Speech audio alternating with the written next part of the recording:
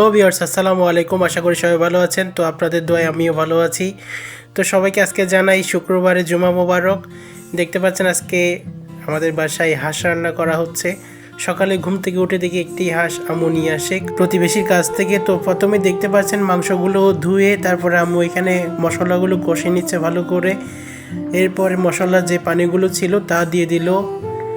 এরপর আমরা দেখতে পারবো ওই যে মাংসগুলো রয়েছে তা আম্মু একটা একটা করে ঢেলে দিচ্ছে।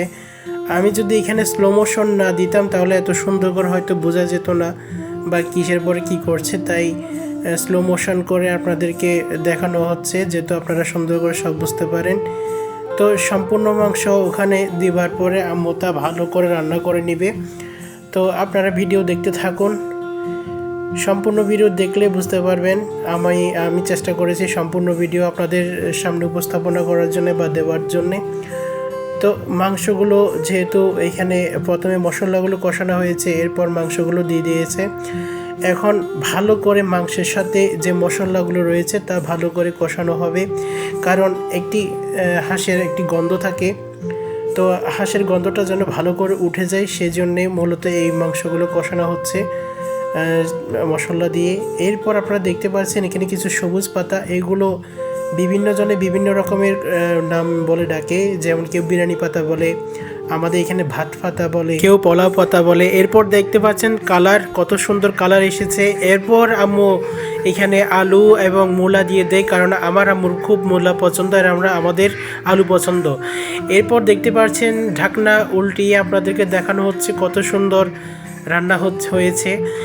এখানে কালারটা দেখতে পাচ্ছেন যে পুরো কালার দেখতে গেলে একটি কালা ভুনার কালার চলে আসে, কিন্তু মূলত যেহেতু অনেকক্ষণ জাল দিতে হয় যার কারণে এরকম একটি কালার চলে আসছে এবং অনেকক্ষণ নাড়তে হয়, কারণ না নাড়লে এটা লেগে যাবার সম্ভাবনা বেশি। আর যেহেতু হাঁসের মাংস একটু শক্ত হয় যার কারণে একটু বারবার নাড়তে হয়।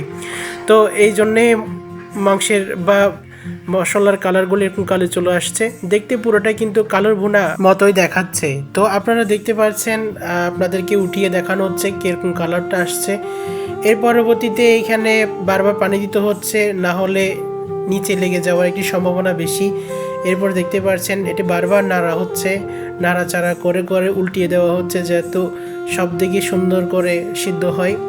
এরপর যেহেতু আজকে শুক্রবার আমি নামাজ পড়ার জন্য বের হয়ে যাই এবং এরপর দেখতে পাচ্ছেন আমার ছাদ বাগানে কিছু ফুল এবং সেই ফুলগুলো আপনাদের সামনে তুলে ধরলাম, খুব সুন্দর করে ফুটেছে।